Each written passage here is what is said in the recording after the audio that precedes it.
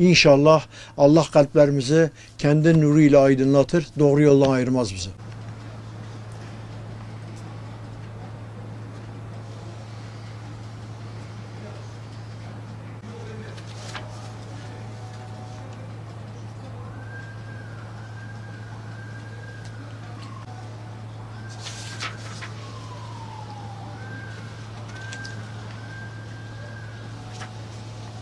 Biliyorsunuz bizim iki tane dini bayramımız var.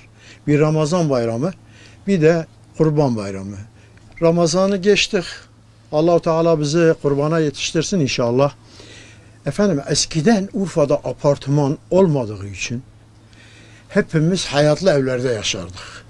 Hayatlı evlerde de yaşadığımız zaman bir baba çocuklarıyla birlikte evli de olsa herkese bir oda ayırır.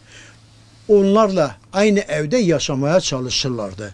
Bu ailenin bağlarının kopmamasını da teşkil ederdi. Şimdi herkes apartmanlara gitti, bir kopukluk meydana geldi. Şimdi bayramlara girecek olursak, Kurban Bayramı'nda mesela bir baba 4 oğluyla birlikte aynı hayatlı evde oturuyor. Gelinleri, kızları. Bayrama bir hafta kala herkesin ihtiyaçları tespit edilirdi. Ayakkabısı, gömleği, pantolonu olmayanlara bunlar alınırdı ve dini vacibenin yerine getirilmesi için kurban alınırdı. Tabii ki kurban hac ayıdır. Ailenin büyüklerine hacca giden varsa daha önceden onlar yolculanır, dualar edilir. Eskiden Urfa'nın şehir dışında bunlar yolculanırdı. Babalarımız, amcalarımız, dedelerimiz en büyüğü yani kimse o zat giderdi ailenin elemanlarına, bireylerine kurban alırdı. Hükmü varsa baba kendi çocukları ve hanımı için giderdi bir inek alırdı, bir dana alırdı. 7 hissedir bunlar. Getirirdi bunları keserdi. Herkese bir pay sunulurdu. Hükmü yoksa hükmün olduğu kadar bir koyun veyahut 2 koyunu alınırdı. Bir hafta önceden getirilirdi. Eve bağlanırdı. Çocuklar bundan sevinirlerdi. Koyun sesleri, affedersiniz hayvan sesleri, hayatlı evler birbirine bitişik olduğu için be biliyor musunuz? Öyle bir ahenk meydana gelirdi ki, öyle ulvi bir hava meydana getirilirdi ki anlatılmaz bunlar, yaşanır aslında. Bu güzellikler içinde bayramın 1. günü sabahleyin babalarımız kalkardı, çocukları alırlardı, camiye giderlerdi, bayram namazını kılarlardı, gelirlerdi. Gerekiyorsa mezarlıklara gidilirdi. Eskiden ölenlerimizi, büyüklerimizi yad ederlerdi. Ruh-u şeriflerine birer Fatiha-i Şerif okunurdu. Herkes evine gelirdi. Evin hanımı, kızı, gelini kalkardı, evin o günkü sabah kahvaltısını hazırlardı. Bir de bizde ustalık, meslek sanat ustaları vardı. Bunlar da kalfalarını ve şagirdlerini eve yemeğe davet ederlerdi. Artı camiden çıkan gelir kapının önünde durar. Yoldan kim geçerse eve götürür yemek yedirirdi. Yemek yedirmeden hiç kimseyi bırakmazlardı. Bunlar gelirlerdi, yemek yerlerdi. Veyahut ustaların evine gelen kalfalar kurbanlar kesildikten sonra muhakkak her evde kavurma yapılırdı. Her evde kavurma yapılırdı.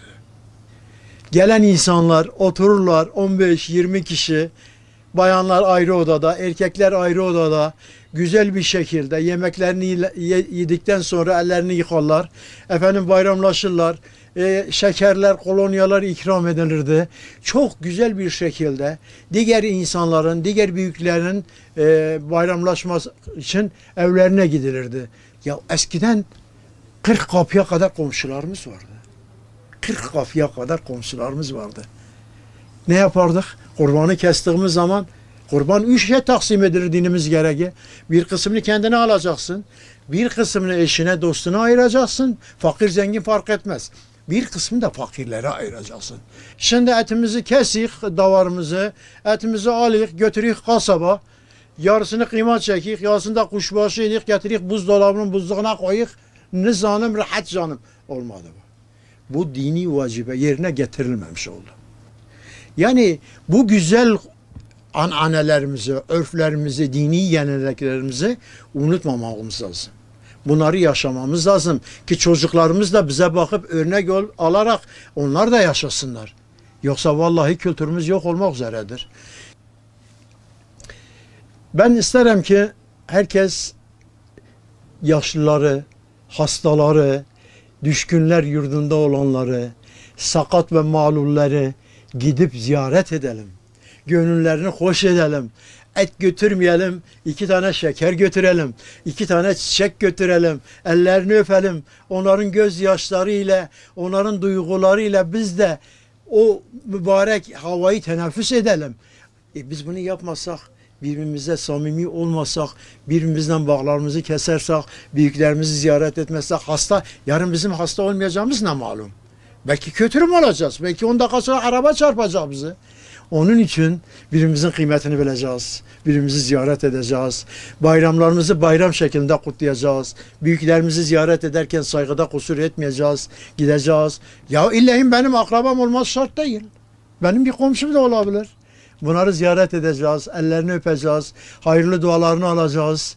Ve güzel bir şekilde o 4 günlük Kurban Bayramı'nı en iyi bir şekilde kutlamaya çalışacağız. Dinimizce 3 günden sonra küs olmak haramdır.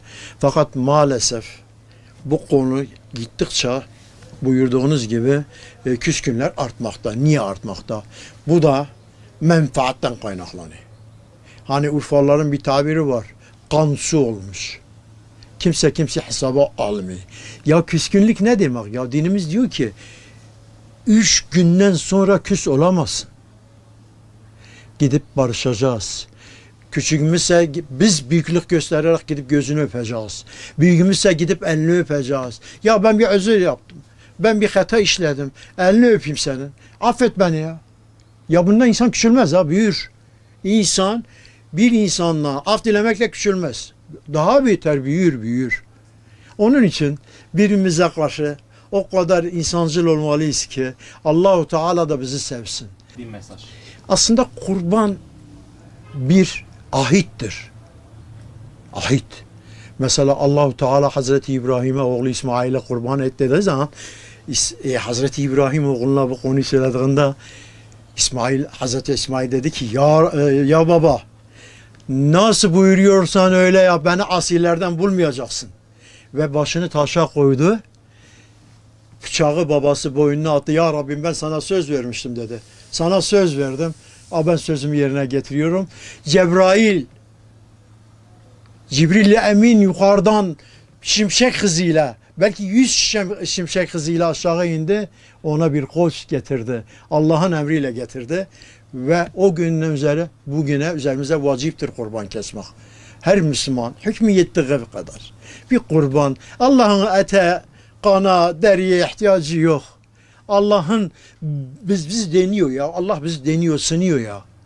Diyor ki bakın bana kullarım ne kadar geliyorlar. Biz ne kadar gidiyoruz? Ne kadar gidiyoruz? Allah'a doğru ne kadar gidiyoruz? Onun için birbirimize daha halim, daha selim, daha böyle anlayışlı olarak varmalıyız. Birbirimize saygıda kusur etmemeliyiz. Birbirimizi sevmeliyiz. Elimizden geldiği kadar fakir kardeşlerimizi gözetmeliyiz. İhtiyacı olanlara yardımcı olmalıyız. Ya bu dinimiz o kadar mübarek bir din ki